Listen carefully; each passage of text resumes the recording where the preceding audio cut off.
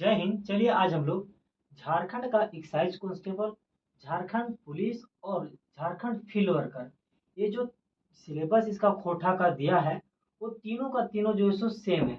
आज हम इसी पर बात करेंगे और इसका सिलेबस को विस्तार से जानकारी हम लोग प्राप्त करेंगे। तो चलिए स्टार्ट करते हैं। तो सबसे पहले हम बात करते हैं जो इसका सिलेबस में मेंशन किया गया है। वो आपका मेंशन किया है पहला गद्य भाग, दूसरा व्याकरण और तीसरा निबंध के रूप में। तो पहला हम गद्य भाग में बात करते हैं। तो गद्य भाग के रूप में हम लोग को दिया हुआ है कि कहानी, एकांकी, नाटक, लघु कथा और उपन्यास पढ़ना है। और यही हम बात करें, इसका जो रेफरेंस बुक के रूप में जो दिया हुआ है वो आपका दिया है खोटा गद्य पद्य संग्रह। खोटा गद्य पद्य संग्रह का जो मुख्य संपादक है वो आपके ए के झा हुए और कार्यकारी संपादक जो हुए आपके शिवनाथ परमाणविक हुए। दूसरा रेफरेंस बुक के रूप में जो दिया है डू डाई जरूर फूल, ये क्लास 10th की बुक है। और इनका जो प्रकाशक है वो आपका खोटा साहित्यिक संस्कृति जो है सो रामगढ़ है। और यही बात करें खोटा गद्य पद्य संग्रह की प्रकाशक की, तो इसका जो प्रकाशक है खोटा साहित्यिक संस्कृति परिषद बोकारो। तो इसका हो जाता है डू डाई जरूर फूल का रामगढ़, और आपका खोटा गद्य पद्य संग्रह का हो जाता है रामगढ़, बोकारो। अब हम दूसरा बात करते हैं कि व्याकरण में क्या क्या है, इसमें सिलेबस में मेंशन किया है। तो व्याकरण की बात करें तो इसमें संज्ञा, सर्वनाम, कारक, लिंग निर्णय, मुहावरा और कहावत, जिसको हम लोग लोकोक्ति बोलते हैं, ये आपका जो है सो दिया हुआ है। रेफरेंस बुक के रूप में हम लोग को खोटा साहित्यिक सदानिक व्याकरण दिया हुआ है, जिसका संपादक मंडल हमारे ए के झा जी हैं। दूसरा खोटा व्याकरण दिया है, जिनके राइटर हमारे वासुदेव महतो हैं। अब हम बात करते हैं, ये आप लोग को ज्यादा माइंड नहीं करना है, आप लोगों को पूरा विस्तार से आप लोगों को जो इसका नोट्स है हम आपको डिस्क्रिप्शन में लिंक दे देंगे। उसके माध्यम से आप टेलीग्राम में ज्वाइन कर लीजिए और फिर आप पूरा का पूरा नोट्स विस्तार से आप प्राप्त कर लीजिए। फिर हम बात करते हैं, चलिए निबंध के बारे में। तो निबंध के बारे में बात करें तो समसामयिक विषयों पर लिखा है तो कोई मतलब बनता नहीं है। और लिखा हुआ है सहायक ग्रंथ, सहायक ग्रंथ जो है सो खोटा निबंध संग्रह है। और जिनका संपादक मंडल हमारे कुमार शशि हैं और कुमारी शशि हैं, डॉक्टर विनोद हैं, विनोद औदर हैं, विनोद कुमार हैं और डॉक्टर बी एन औदर हैं। लेकिन हम लोग को जो पढ़ना है वो पढ़ना है खोटा निबंध का, डॉक्टर बी एन औदर का। उनमें टोटल 12 कहानियां जो है सो प्रकाशित हुई हैं वो बुक में। ये जो खोटा निबंध है प्रकाशित हुआ था, पहला प्रकाशक जो है 1990 में इनका जो सो बुक जो सो प्रकाशित हुआ। दूसरा बार जो प्रकाशित हुआ था वो आपका 2016 में प्रकाशित हुआ। तो ये आप लोग जो ऊपर ऊपर से बनने वाले सवाल हैं, ये यही सब सवाल जो है सो आपके बनेंगे। आप इन सब चीजों को बारीकी से ध्यान से सुने और नोट कर लें। अब हम बात करते हैं, ये आपका जो सो मेंशन किया हुआ था सिलेबस में, लेकिन हम इसको विस्तार से हम डिटेल में आप लोगों के बीच प्रस्तुत करेंगे और क्या क्या है सिलेबस में आप लोगों के बीच में हम रखेंगे। तो सबसे पहले हम बात करते हैं कि गद्य भाग जो आपका भाग 1 में दिया हुआ है गद्य भाग। तो जो डू डायर जरूर फूल है, इनमें जो है सो गद्य पद संग्रह, गद्य भी है और पद भी है। पद मिस होता है कविता और गद्य मिस होता है कहानियां। तो हमको इसमें सिर्फ गद्य भाग पढ़ना है, पद भाग नहीं पढ़ना है, अर्थात कविताएं जो है सो हमें नहीं पढ़नी है। तो हम बात करते हैं, फिर इसकी कहानियां देख लेंगे। और डू डायर जरूर फूल में भी वही हम लोगों को देखना है। जो गद्य भाग है इसमें कहानियां जो है नाटक, लघु कथा, कहानी और लघु उपन्यास के रूप में जो दिया हुआ है उन्हीं चीजों को देखना है। तो सबसे पहले बात करते हैं खोटा गद्य पद्य संग्रह बुक के बारे में। इसमें टोटल आप लोगों को 5 टॉपिक्स पढ़ने हैं, उसमें से 4 कहानियां हैं और एक आपका एकांकी है।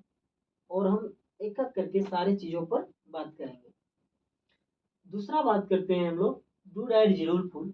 डू डायर जरूर फूल में आपका जो है सो टोटल 3 कहानियां हो जाता है, एक एकांकी हो जाता है, एक लघु कथा हो जाता है और एक लोक कथा हो जाता है। तो मतलब 3 3 3 6 और 5 11 टॉपिक्स आपको जो है सो भाग 1 में के लिए पढ़ना है। टोटल 11 टॉपिक्स हो जाता है इधर। अब हम एक एक करके थोड़ा थोड़ा सा आप लोग को फ्रेम कर देते हैं ताकि आप लोग क्या है ये कहानियां आप लोग थोड़ा से समझिए। सबसे पहला कहानी आप लोग को पढ़ना है मांझो।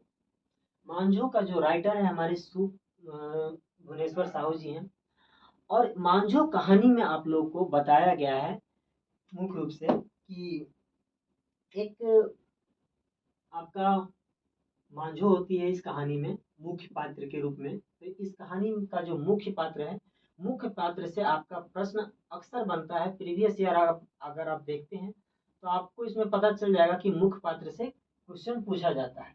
तो मांझो कहानी का जो मुख्य पात्र है वो मांझो है। दूसरे जो हमारे हैं वो विनोद हैं। और तीसरा एक होता है, विनोद का बाप होता है, पिताजी होते हैं, उनका नाम है गणपति। यही तीनों इस कहानी का जो है सो मुख्य पात्र है। और भी हैं, मांझो के भाभी हैं और मांझो की माँ है, उसी तरह से गणपति की भी माँ है। तो उन लोगों का नाम मेंशन नहीं किया है, लेकिन कहानी में अगर आप हिंदी पीडीएफ जो आपका खोटा खोटा प्लस हिंदी दोनों का पीडीएफ हम लिंक में टेलीग्राम में डाल देंगे। टोटल सिर्फ मांझो का नहीं बल्कि संपूर्ण 12 टॉपिक्स इधर हैं आपके, 11 टॉपिक्स इधर हैं आपके। टोटल 11 और 12 आपका 23 टॉपिक्स हो जाते हैं। इन सारे टॉपिक्स को आपको हिंदी और खोटा दोनों में कंबाइंड पीडीएफ जो है आपको टेलीग्राम चैनल में आपको मिल जाएगा। हम थोड़ा थोड़ा सा फ्रेम कर देते हैं, आप लोग खुद भी हिंदी पढ़ के समझ सकते हैं। नहीं तो आप थोड़ा सा समय का इंतजार कर लीजिए, एग्जाम को नजदीक आने दीजिए। हम धीरे धीरे करके सारी चीज़ों पर विस्तार से पढ़ा देंगे। इसमें लिख करके पढ़ाना थोड़ा सा पॉसिबल नहीं है, तो हम कोशिश करेंगे कि नोट्स से ही आपको जो है सो वीडियो बना करके पढ़ा दें। अब बात करते हैं पहला मांझो के बारे में। तो मांझो इसमें जो है सो रजरप्पा की रहने वाली होती है, और विनोद जो है सो इनका विवाह सेट होता है मांझो से। लेकिन मांझो का विवाह सेट होता है तो शादी से 2 दिन पहले मांझो की जो है उखरी होता है ना, जो इसमें धान हम लोग धान गांव में ढैकी बोलते हैं उसको, जिसमें हम लोग पैर से रख दबाते हैं और आगे जो है सो चीजों को रख के उसको में कूटा जाता है। तो उसमें इसका 5 उंगली कट जाता है। तो ये रांची अस्पताल में भर्ती की जाती है, भर्ती कराया जाता है मांझो को। तो इसमें पिछला बार क्वेश्चन भी पूछा था कि मांझो को भर्ती कहाँ कराया गया था, तो रांची में कराया गया था। और तब जो है सो गणपति जो होता है इसका बाप, वो शादी से इनकार कर देता है। फिर लेकिन विनोद जो सो नहीं मानता है। फिर अंततः लास्ट में अगर आप पूरा कहानी पढ़िएगा तो विनोद जो सो मांझो से शादी करता है और पूरा सुखी संपन्न अपना फिर जिंदगी जीता है। दूसरा है धर्म कर्म। धर्म कर्म में मुख्य रूप से आपका यज्ञनु, इसमें अग्नु जो है, अग्नु जो है ये आपका मुख्य पात्र हुआ इसमें। और अग्नु का जो पिता है सोमर, जो मर जाता है, तो ये धर्म कर्म के बारे में बता रहा है कि अग्नु के पिता जो सोमर जब मर जाता है तो 7वां दिन होता है, तो सब लोग बैठते हैं, सब लोग बैठते हैं, विचार करते हैं कि क्रियाक्रम कैसे होगा। तो अग्नु जो होता है बहुत ही चिंता में होता है, और एक लोहा का रड जो अपने साथ रखे रहता है और अपना उठक के खड़ा होता है, और सब लोग आते हैं और जो सबको विचार करते हैं। फिर तो सोमर उससे पहले जो है सो सोमर का पिता इससे पहले सोमर जो है ना मर जाता है। तो सबसे पहले उससे भी पहले गुज्जर महतो मर जाते हैं। गुज्जर महतो बहुत ही नामी आदमी होते हैं। तो इनका जो है सो जब क्रियाक्रम का बात आता है तो उनमें भी बैठा जाता है। तो सोमर महतो पर जो है सो बोला जाता है वो इसमें जो है सो किस तरह से अपना क्रियाक्रम करना है। तो मुख्य रूप से जो धर्म कर्म है वो आपका जब इंसान मर जाता है तो उसमें विचार करके कैसे जो सो क्या क्या करना है, इन्हीं सब चीज़ों पर जो सो बात किया जाता है। तो यज्ञनु सोमर मातो जो तो किसी तरह से गुजर मातो को तो बहुत बढ़िया से अपना भोज भंडारा कर देता है, लेकिन यज्ञनु आकर असमर्थ होता है भोज भंडारे करने में। तो जिस कारण से फिर भी समाज के जो महत्व या समाज के जो लोग होते हैं उनको करने के लिए मजबूर करते हैं। तो इन्हीं सब चीज़ों में धर्म कर्म में आपको जो सो बतलाया गया है। धर्म को जो इनका राइटर है हमारे दिनेश कुमार दिनमणि, इनका पूर्ण नाम हुआ दिनमणि, इनका पूरा नाम हो गया दिनेश कुमार दिनमणि। अब हम बात करते हैं सोन माटी टान। सोन माटी टान के जो राइटर हैं वो हमारे भोगनाथ ओदार हैं। और इसमें एक बूढ़ा बूढ़ी होता है और उसके जो है 3 बेटे होते हैं। एक बेटा, बड़ा बेटा होता है डॉक्टर, दूसरा बेटा होता है एग्रीकल्चर डिपार्टमेंट में हेड होता है, और तीसरा जो होता है वो कृषि कृषि भाग से ही एमए किया होता है। और डॉक्टर का बेटा होता है रवि। तो जो रवि है ये आपका मुख्य पात्र हुआ इस कहानी का, रवि। क्योंकि ये गांव में आकर के लोगों को जो रहन सहन और तौर तरीकों में बदलाव करते हैं, तो इन्हीं सब सोन माटी के टान में बतलाया गया है। भोगनाथ ओहदर इनका पूरा नाम हुआ। इनका उपनाम हो गया सव्यसाची। डॉक्टर बी एन ओहदर इनका नाम हुआ शॉर्टकट में। चासा की बात करते हैं तो चासा में मुख्य रूप से आपका मंगरू कर्मी और एक कर्मी का बेटा और एक जमींदार होता है। तो इसी इसी के इर्द गिर्द आपका जो है सो कहानी घूमेगा। और मंगरू इसमें मुख्य पात्र होता है। मंगरू प्रारंभ में इसकी जो है सो पिता मर जाते हैं तो ये नानी के यहाँ जाकर के रहता है। फिर नानी के यहाँ जाकर के रहता है तो मंगरू की माँ जब मर जाती है, नानी के यहाँ रहता है, तो फिर ये बाप के यहाँ जाता है। लेकिन देखता है कि गोतिया नया जो होता है इसका सारा का संपत्ति हड़प लेता है। तो मंगरू फैसला बैठाता है और फिर अपने जो भूमि है पिता का वो लेता है। फिर वह किसी तरह से एक मिट्टी का घर बना के ऊपर में पुआल डाल करके रहने लगता है। फिर उसके बाद जब इसके पास घर हो जाता है, फिर इसे काम करने के लिए, पेट पालने के लिए जमींदार जो है इसको अपना गाय चरवा के रूप में रखता है, गाय चराने के रूप में। फिर बाद में ये मुनीस होता है घर के मेंबर के जैसा, फिर काम करने लगता है। फिर उसके बाद जो सो मंगरू का जो जमीन व जायदाद होता है सो जमींदार मांग लेता है कि मंगरू तुम्हारे पास जो सो ऐसे ही पड़ा है, ये आप हमें दे दो। अब फिर उसके बदले में तुम्हें भी कुछ दे देंगे। लेकिन उस समय देता नहीं है, लेकिन बोलता है कि जिसमें जरूरत होगा मांग लेना। तो फिर मंगरू का शादी हो जाता है कर्मी से। कर्मी से शादी होता है। फिर कुछ दिन बाद बच्चे भी, बेटा भी हो जाता है। शादी होने के बाद, बच्चा होने के बाद फिर तो बहुत ही स्थिति खराब होता है। तो फिर मंगरू जो होता है जमींदार से कहता है कि हमारी भूमि दे दो। और फिर हम ये मंगरू जो है सो किसान अपना जो है सो चाषा करता है, मतलब खेती करता है। और उसके बाद जो है सो अंत में जमींदार जो है सो मंगरू का जो अपना आदमी भेज करके मंगरू का जो है सो सारा जो फसल है वो जला देता है। तो यही अंत में सारे ग्रामीण मिल करके इसका जमींदार का बहिष्कार करते हैं और अपना खेती, अपना चाषा करने का प्रयत्न अपना ठानते हैं। तो इन्हीं सब चीज़ों में चाषा के बारे में यहाँ पर करना है। डाह का मतलब होता है जलन, ईर्ष्या, परपरी। और इसमें जो हमारे सुरेश कुमार विश्वकर्मा, इनका शॉर्ट नाम हुआ, मतलब उपनाम हुआ सुकुमार। तो ये आप लोग को ध्यान रखना है। ये एक अंकी हुआ इसमें, चार छोटा सा दृश्य, चार मतलब छोटा सा नाटक है इसमें, चार दृश्यों में। आप बात करते हैं आप डू राइट जरूर फुल के बारे में। डू राइट जरूर फुल की बात करें जिसमें पहला कहानी है भीमा। और भीमा की बात करें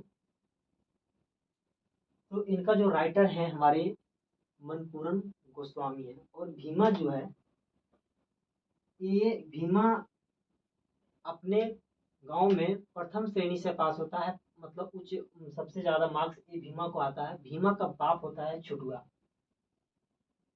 छुटुआ और उनकी माँ जो होती है वो भी पढ़ी लिखी होती है। तो छुटुआ भीमा भी अच्छा खासा पढ़ने में तेज होता है। एक छुटुआ का भीमा का भाई भी होता है। तो इसमें इसमें मुख्य पात्र के रूप में आपका भीमा हो जाता है। तो इसमें जो कहानी दर्शाया गया है भीमा, भीमा में कहानी में यही दर्शाया गया है कि अंधविश्वास और जो गांव की कुर्तियां हैं उन्हीं चीजों को इसमें दर्शाया गया है। भीमा जो होता है आपका, जब ये पास करता है तो इसके गांव में कुछ लोग जो थे ताना कसते हैं। तो पूछते हैं कि रे भीमा तुम पास हो गली की? तो बोलता है हाँ चाचा, हाँ काका हमू पास हो गली और प्रथम डिवीजन से सबसे ज्यादा नंबर हमें गाँव नाम दियो। तो बोलता है जब फर्स्ट डिवीजन से पास करें से जैसे ना पास करें, नौवा ही तो तोरा हजामत न बनवे पड़तो रे। तो भीमा को बोलता है तो बहुत तकलीफ होता है। तो भीमा की माँ को फिर ये कहता है। और फिर भीमा अपने मामू के यहाँ चल जाता है धनबाद कोयला फैक्ट्री में। का मामू जो है सो काम करता है। वहां जाने के बाद ये अपने मामू से कहता है। तो फिर मामू भी कोयला फैक्ट्री कोयला कारखाना में काम करने के साथ साथ टाइम निकाल करके जो बड़ा लोग होता है उसका हजामत नहीं बनाने का काम होता है, तो उसी से पैरवी करके भीमा को भी काम पे लगा देता है। और भीमा जो है सो फिर काम करता है, पैसा वैसा बचा करके भेजता है। और जब पैसा वैसा बचा करके भेजता है तो घर बढ़िया से अपने रहने लगते हैं गांव में। आप बाप को भी पैसा भेजते रहता था छोटुआ को। तो फिर पैसा जमा करके और फिर आगे जा करके छोटुआ जो सो अपना घर बना लेता है। तो गांव में जलन ईर्ष्या हो जाता है, तो इससे छोटा छोटा दुश्मनी इसमें करते रहता है। तो फिर एक आदमी होता है, मंगना मगना मगना, उसका बेटा मर जाता है। तो गांव का पंडित जो होता है कहता है कि इसका जो है सो डैनी जो है सो कलेजवे खा गया, मंगना के बेटा के बारे में मर जाता है।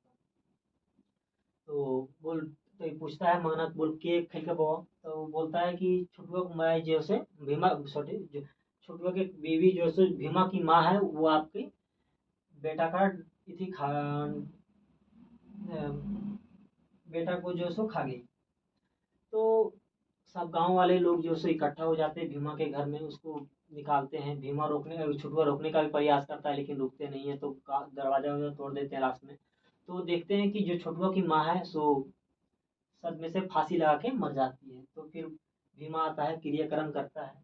फिर उसके बाद गांव छोड़ कर जाने समय कहता है बाप को कि अब हम यहाँ नहीं आएंगे। सो कुछ पैसा होता है तो दे देता है, फिर जो है सो छुटुआ चल जाता है।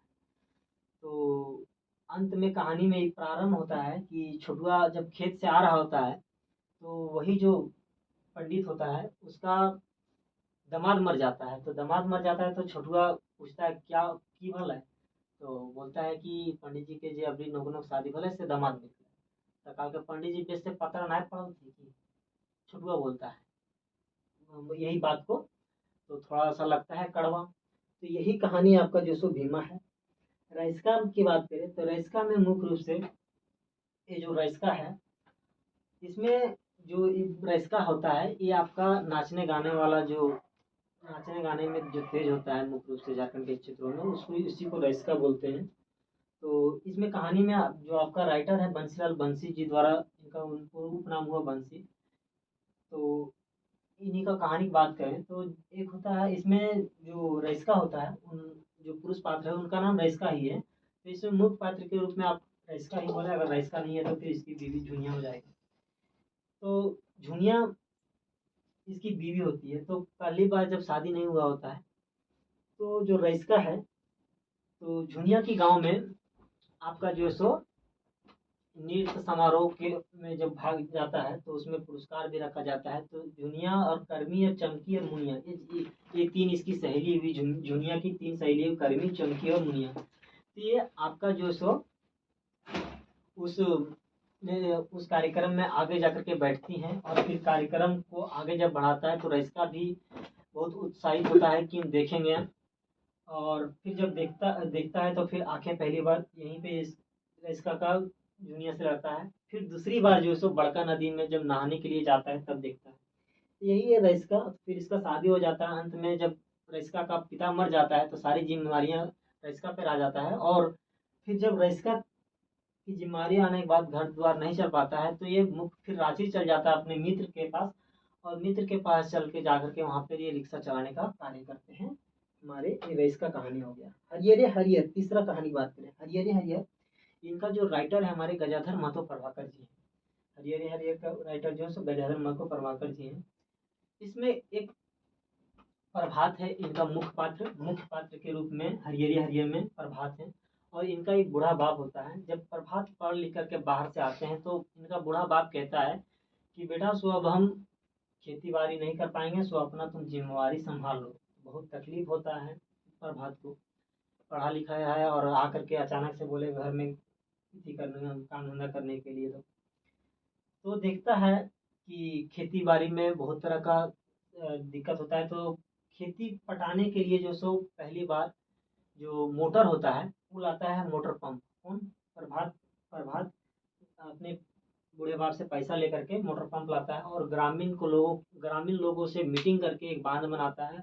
और फिर ग्रामीण को सुचारू रूप से बढ़िया से खेती करने के लिए, हरियाली लाने के लिए, वो हमेशा हरियाली रहे उसके लिए कार्य करता है प्रभात आपके। तो यही चीज़ जो है, जो हरियरी है, ताकि हरियाली हमेशा बरकरार रहे, यही हमारे हरियरी हरे कहानी में दर्शाया गया। अब हम बात करते हैं फूल एकांकी। एक फूल एकांकी शांति भारत जी द्वारा जो सो रचा गया है, और शांति भारत इनका उपनाम हो गया भारत, ठीक है। शांति भारत का उपनाम भारत हो जाता है। फूल एकांकी है ये। इसमें एक मुख्य पात्र होता है सोहराय, और ये मुख्य पात्र के रूप में सोहराय ही बोल सकते हैं। सोहराय, सुगना और एक सुरु है, ये सोहराय का बेटा है। सुगिया, सुमति और एक बुच्चा सिंह होता है।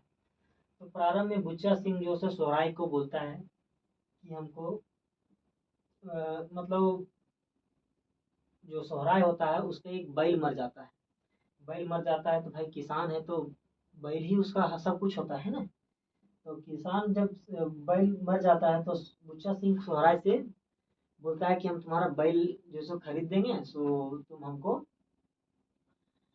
बास्टिंग वाला जो खेत है वो हमको दे दो। तो सोहराय बोलता है हम जो सो अपनी बीवी सुमति से पूछ करके हम बताएंगे।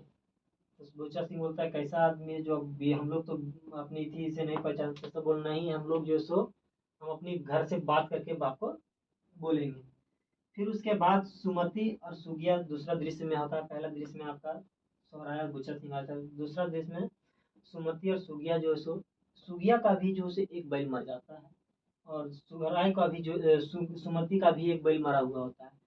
तो दोनों जो है सो दूसरा दृश्य में दोनों बातें करके बैल जो है सो बोलते हैं कि मिल के हम लोग खेती करेंगे। तीसरा दृश्य में खेती होता है, और जब खेती होता है तो चौथा दृश्य में आपका जो सो सुगना और जो सोहराय है दोनों मित्र बन जाता है। फूल सहिया जोड़ता है, और हर दुख सुख में साथ देने के लिए जो होता है सहिया जो जोड़ा जाता है वो आपका जो है सो इसमें बनता है। तो यही फूल एकांकी जो है ना, ये फूल का मतलब होता है सहिया, दोस्त, और भी जो अपने क्लोज में कर सकते हैं। ये हो जाता है आपका फूल एकांकी। आपका बोल दिए हल्का हल्का बता दिए।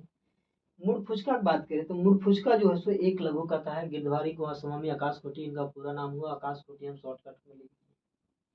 मूड फुचका में मुख्य रूप से एक होती है नीरा, एक होता है विजय, और एक होता है नीरा के बाप। और इसमें और विजय का भी बाप, मतलब चार पात्र के बारे में चर्चा हुआ है। तो जो मुख्य पात्र है वो आपका हो जाता है विजय और नीरा। मूड फुचका में बात करें तो नीरा जो होती है विजय से बहुत प्रेम करती है, और विजय भी नीरा से बहुत ही प्रेम करता है। विजय बोलता है कि हम तुमसे शादी करना चाहते हैं, तो नीरा भी बोलती है हमें भी ये मन है कि आप हमसे शादी कीजिए, लेकिन आपको जो सो हमारे पिताजी से बात करना होगा। तो नीरा जो और विजय जो है नीरा के बाप से बात करता है। तो बहुत ही आधुनिक ख्याल के व्यक्ति होते हैं नीरा के बाप। तो वो जा करके रेडी हो जाते हैं, किंतु जो दहेज दहेज वेज को लेकर के बात होता है तो वो बोलता है विजय कि ये हम ना जानबो, ये हमार बाप जानते हो। तो जो तीनों में समूह से अलग हो जाते हैं वो हो जाता है विजय का बाप। तो समूह से अलग होना ही मूर्ख फुचका कहलाता है। मतलब छटल, समूह से छटल ही मूर्ख फुचका होता है कोठा में। तो ये कहानी है आपका, इतना ही है आपको मूर्ख फुचका में, बहुत ज्यादा नहीं। चित्रा रानी चित्रा लोक कथा की बात करें तो चित्रा रानी चित्रा लोक कथा की बात करें तो ये कहानी है जो सुनाता है एक व्यक्ति है खुड़ू। जो कहानी सुनाता है एक खुड़ू सुनाता है। तो ये आपका बहुत ही इंपॉर्टेंट है कि कहानी के सुना हुआ है चित्रा रानी चित्रा के, तो ये खुड़ सुनाता है। अब हम बात करते हैं इसमें सुनाता क्या है, वो बताते हैं आपको। कि बोलता है एक आदिवासी जमींदार था गोला प्रखंड का। आदिवासी जमींदार था गोला प्रखंड का, उसका 3 बेटा होता है। और 3 बेटा का जो बड़ा बेटा होता है उसका शादी और विवाह जो है सिकरिया के पुत्री से, जिसका नाम होता है चित्रा, उससे शादी करवा देता है। बहुत ही छोटा होता है, इन लोग को उतना ज्ञान नहीं होता है। उसी समय जब शादी होता है तो शादी में बहुत सारा गोला प्रखंड का जो जमींदार होता है वो बहुत सारा पैसा और कौड़ी लुटा देता है, और शराब में धुत रहता है।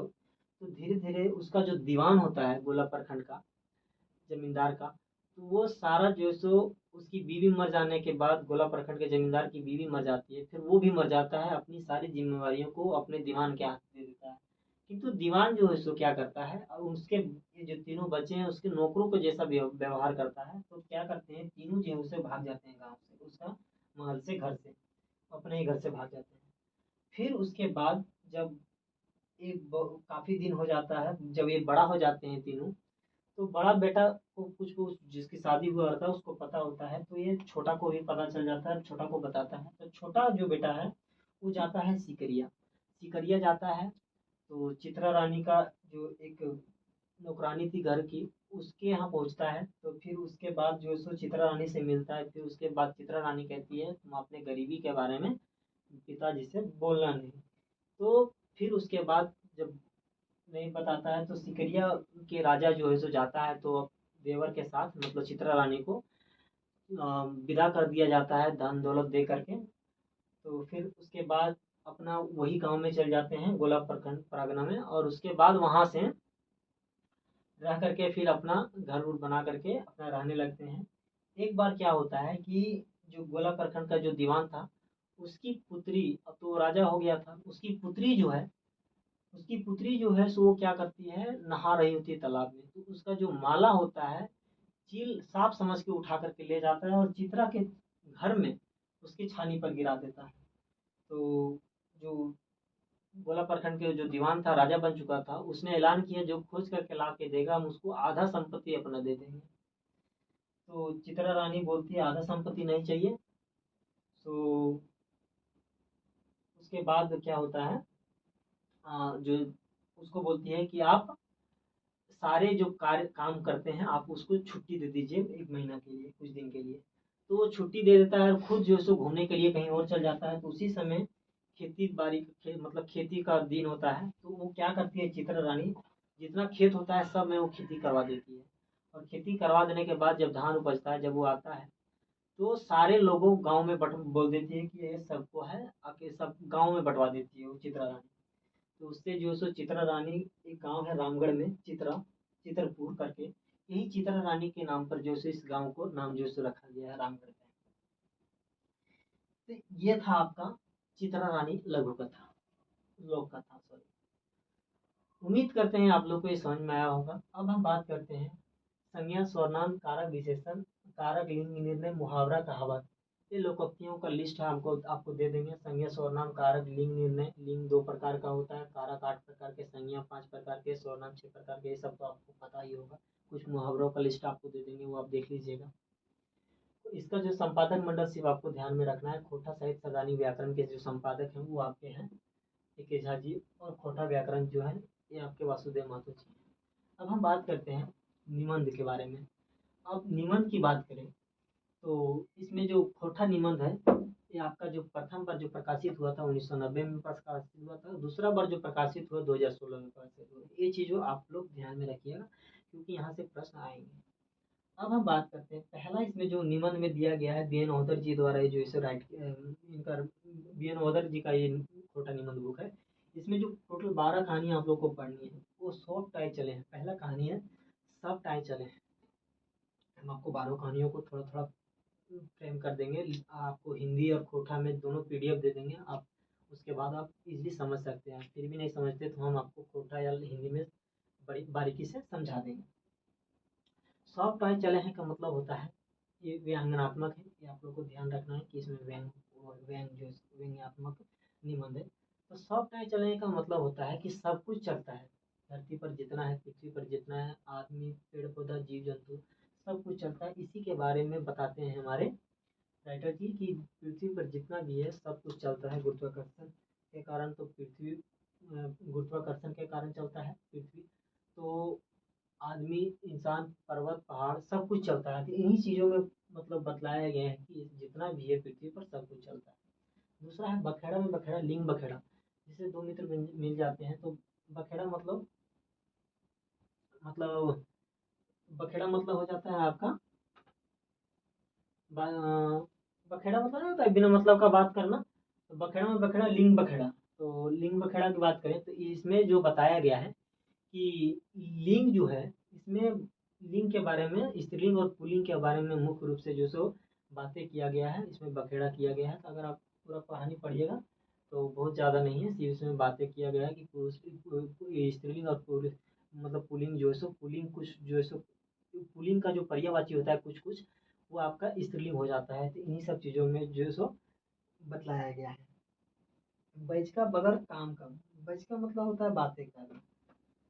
बैच का बातें करना, बातें अधिक, बगरा मतलब होता है अधिक। बातें अधिक और काम कम। बैच का बगरा काम कम। तो इसमें हमारे जो इंदिरा गांधी हैं और उस समय जो कांग्रेस के जो नेता थे उनके बारे में मुख्य रूप से चर्चा किया गया है। और वो बोलते हैं कि बातें कम कीजिए और काम ज़्यादा कीजिए। लेकिन हमारी जो संस्कृति का जो स्वभाव रहा है कि बातें अधिक कीजिए और काम कम कीजिए। तो इन्हीं सब चीज़ों के बारे में इसमें पढ़ना है। और ये भी आपका ये तीनों आपका व्यंग्यात्मक निबंध है, ये आप लोग को ध्यान रखना है। चौथा बात करते हैं सर्वधर्म संभव और एकता, राष्ट्रीय एकता के बारे में। ये आपका विचार है, विचारात्मक है। सर्वधर्म संभव, सर्वधर्म मतलब होता है कि जितना भी धर्म है उस सब का सब समान है, संभव है और राष्ट्रीय एकता की बात करता है। यहाँ पर जो धर्म का मतलब निकलता है, कर्तव्य निकलता है, नियम निकलता है कि इंसान को कर्तव्य और नियमों का पालन करना चाहिए। इन्हीं सब चीज़ों के बारे में आपको सर्वधर्म संभव में पढ़ना है। ठीक है, तो ये आपका हो जाता है सर्वधर्म संभव और राष्ट्रीय एकता। पांचवा बात करते हैं हम, वो कुकरे एक आत्मकथा है। इसमें जो हमारे राइटर हैं डॉक्टर बीएन अदौर जी, इसको कुत्ता कुत्ता के बारे में बतलाते हैं। कुत्ता को अपने जगह पर रख करके उनका बारे में लिखते हैं और बताते हैं कि प्रारंभिक प्राचीन काल में हमारे जब हम लोग शिकार करते थे और अपना आखेटक के रूप में थे और जब पेट जीवन अपन किसी तरह से पेट पालते थे तो जो जब शिकार करते थे ये तो हमारे जो कुत्ते हैं तो हमारे पास कैसे रहना प्रारंभ किए।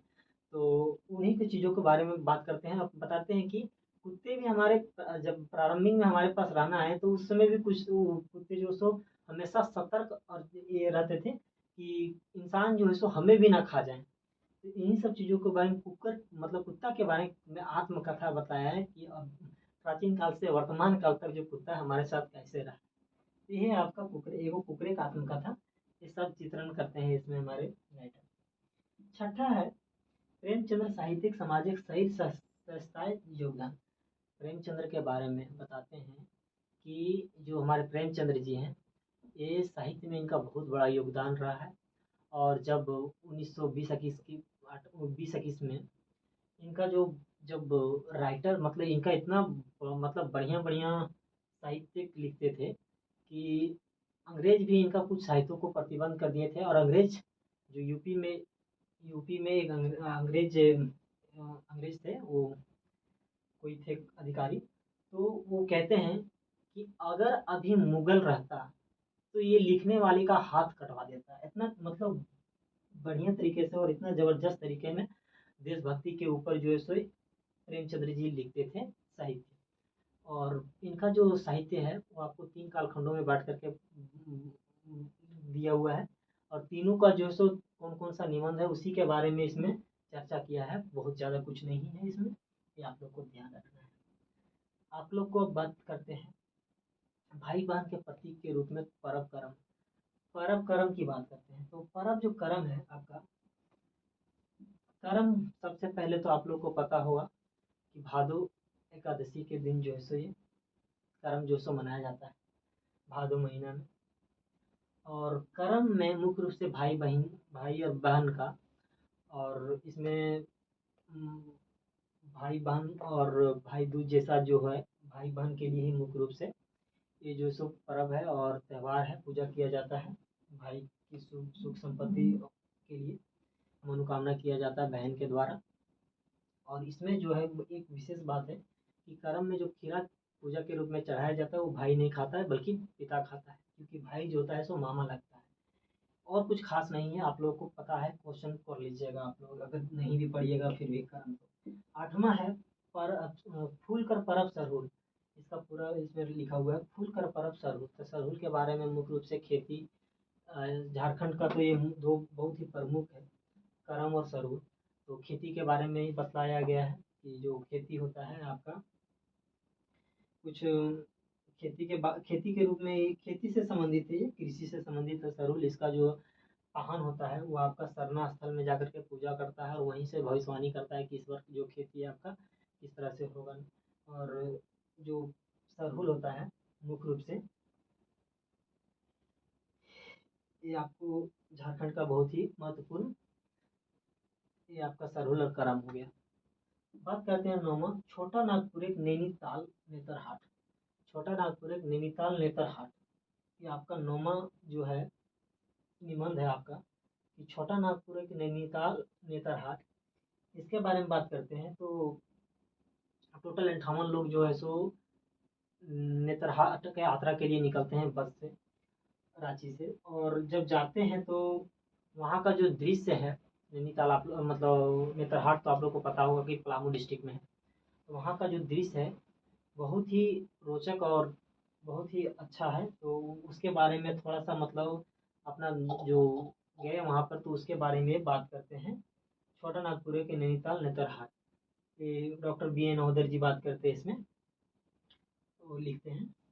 और लिखते हैं इसमें कि उसमें लिखते हैं कि 58 लोग हैं और नेतरहाट जो स्कूल है उसमें कोई भी, एक मुख्य बात यह है कि उसमें कोई भी उस 58 घर से कोई भी बच्चा वहाँ पर नहीं पढ़ता है आपका। तो उसमें बताते हैं कि जो नेतरहाट है उसमें बड़े बड़े लोगों के बच्चे जो है उसमें पैसा वाले लोगों का ही चलता है उसमें, ऐसा कुछ बताते हैं।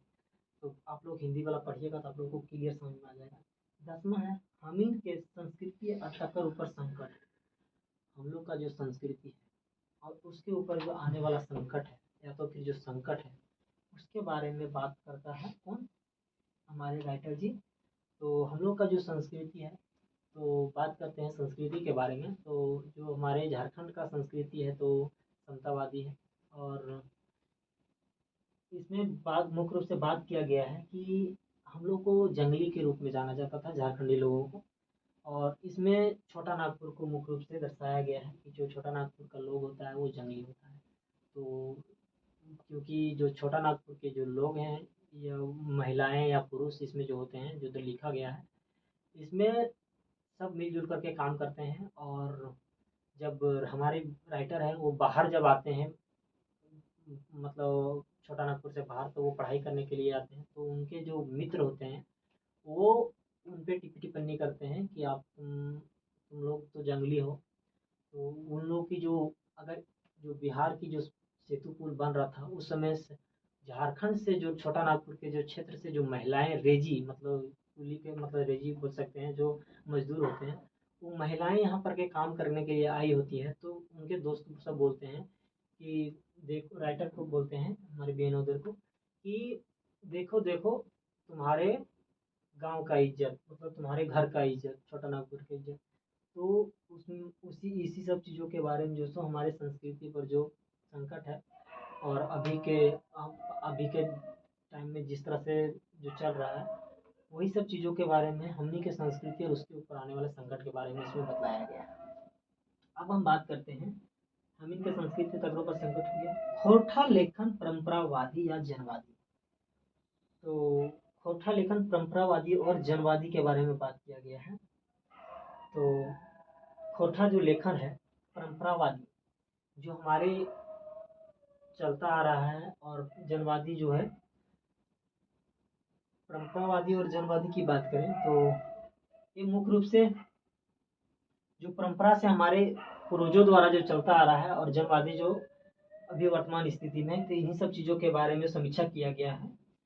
और 12वां और अंतिम आपका जो हो जाता है वो हो जाता है हम खड़ा हूँ। तो इसमें मुख्य रूप से आपका इलेक्शन जो चुनाव होता है उसके बारे में बतलाया गया है कि हम भी खड़ा हैं, पिछले बार भी खड़ा थे, आगे भी खड़ा होंगे।